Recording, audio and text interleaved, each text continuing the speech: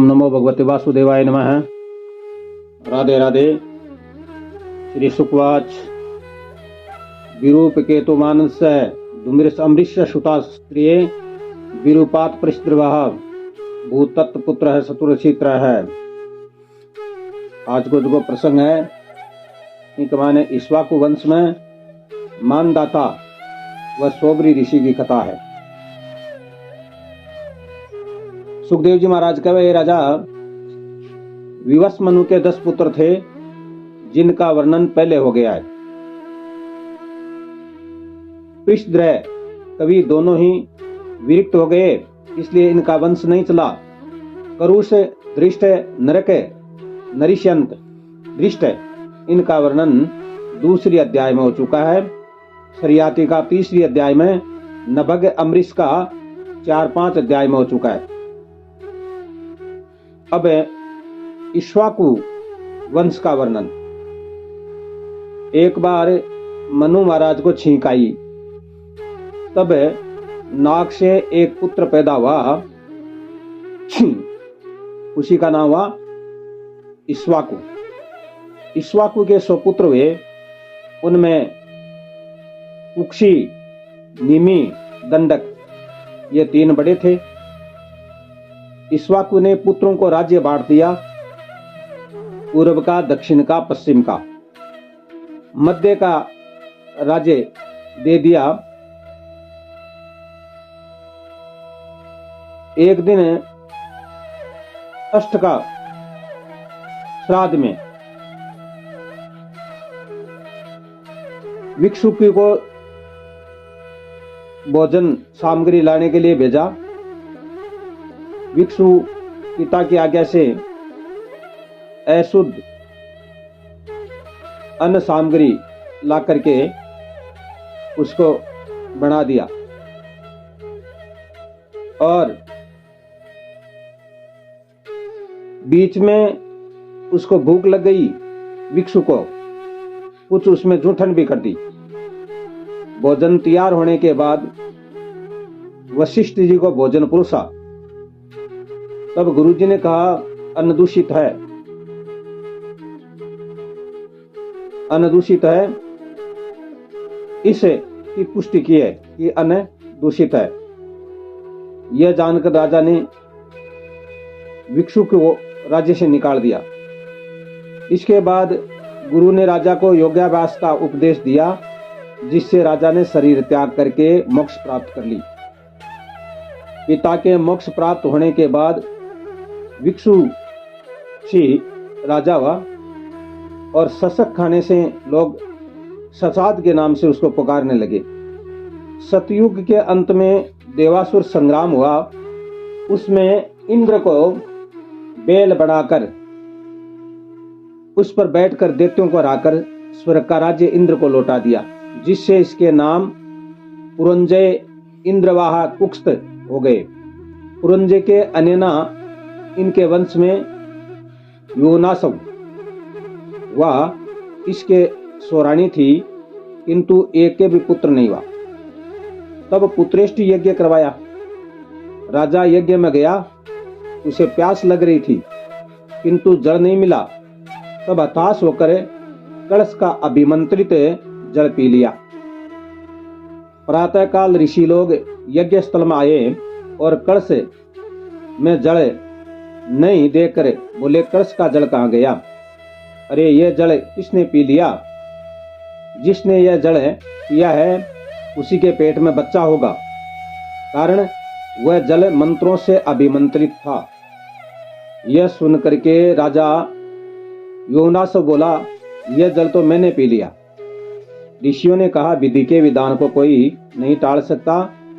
विधाता यद विद्यते तत्सर्व शुभाम। देवगति बड़ी विचित्र है। यथा समय राजा के पुत्र हुआ, कुक्षी चीर कर पुत्र पैदा हुआ।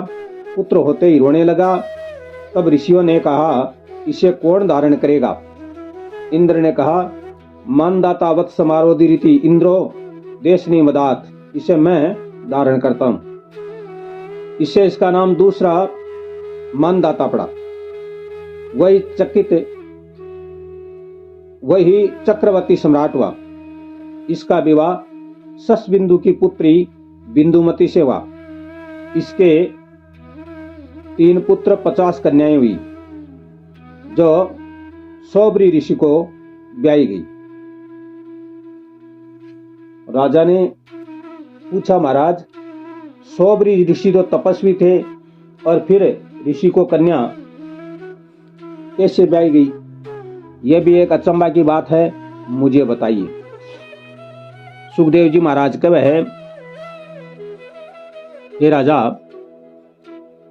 सौबरी ऋषि तपस्या कर भी टाइम के उपरांत मन में विचार पैदा करियो, मैं अगर पृथ्वी के उपरांत तपस्या करशू तो जनता मेरे कन वरदान लेबा के लिए इकट्ठी हो जासी, बार बार में आसी और कई बातें पूछसी। ई वास्ते मैं यमुना में जाकर के और जल में तपस्या करूं, जिससे मन संसार की माया को नहीं व्याप सके, कोई भी प्रकार से संसार की माया प्रभावित नहीं कर सके। इस प्रकार से यमुना के अंदर तपस्या करना प्रारंभ कर दी। तपस्या करते करते काफी समय बीत चुके हो। सौबरी ऋषि मन में विचार पैदा करियो कि संसार की नहीं, परमात्मा की माया ही मन बिल्कुल प्रभावित को नहीं कर सके। तो भगवान एक दिन माया रची और ऋषि ने बार बार एक मत्स्य युगल की प्रेम के लिए देखी, यानी जल के मान बार बार के मान मत्स्य युगल प्रेम करता हुआ ऋषि के सामने से निकले तो उसके मन में भी काम जगा और वैसा ही सुख भोगने की इच्छा करने लगे। ऋषि एकदम वृद्ध अवस्था में है और विवाह करवा की उत्साह जागी। बाहर निकल करके मानदाता के राज्य का मान आया। बेटा में ऋषि एकदम वृद्ध और आंखें हैं जी एकदम बंद, आंख की पलक उठा करके देखे और आकर के राजा मानदाता ने बोला, मैं है जो तेरा कन्या है, विवाह करना चाहूं। राजा मानदाता मन में विचार पैदा करियो कि अगर ऋषि ने मना कर देशा तो श्राप दे देसी, और हाँ बर लिया तो भी दिक्कत है। क्यों? कन्या दुख पासी। हाँ बरसा तो दिक्कत है, मना करसा तो दिक्कत है। ये वास्ते राजा बोलो, महाराज कोई दिक्कत नहीं है, लेकिन अठे मेरी कन्या है जिसकी स्वयं ही वर्ण करे।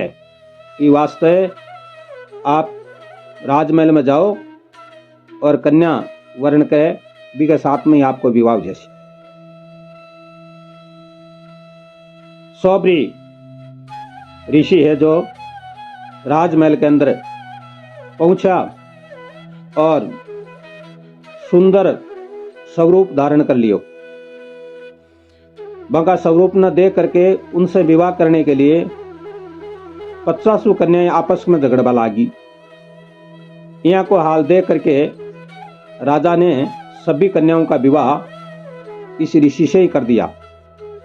सौबरी सुख भोग करने लगे, किंतु आगे चलकर ऋषि की विवेक बुद्धि जागृत हुई तो वह पछताने लगे। अरे मैं ये कैसा अनर्थ कर बैठा, मैं था तो तपस्वी, किंतु मत्स्य दंपति की प्रेम के लिए देखकर मति भ्रष्ट हुआ, विलासी बन गया। जो साधन करना चाहता है, जो इसी जन्म में साध्य की प्राप्ति करना चाहता है, उसे काम सुख के भोगी का संग करना नहीं चाहिए। काम सुख के भोगता का संग भी कुसंग है, स्त्री संगी का संग भी कुसंग है। यह स्त्री पुरुष संबंध की नहीं, काम की निंदा है। संग के रंग की यह घटना है। सो मोक्ष की इच्छा करने वाले को चाहिए कि वो इनसे दूर रहे। और सौबरी के मन में पश्चाताप हुआ। तब सोबरी ऋषि व कन्यावान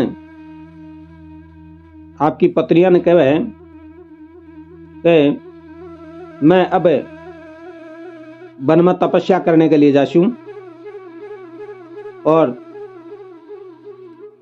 वह राजकन्या भी मुनि की तरह है जो तपस्वी होकर के तप करती हुई पति के साथ ही दिव्य लोक चली गई और इनके 100 पुत्र हुए, पुत्र भी तप कर मोक्ष को प्राप्त हो गए। यह संगति का ही फल है। अतः श्रेष्ठ संगति करनी चाहिए। संगति ही मनुष्य को सुधारती है और संगति ही मनुष्य को बिगाड़ती है। लेकिन भगवान की माया अपरंपार है। माया के जो परमात्मा से जिद्दी करके यह सोचता है कि मैं माया के वशीभूत नहीं हो सकता, तो यह मनुष्य के वश की बात नहीं है।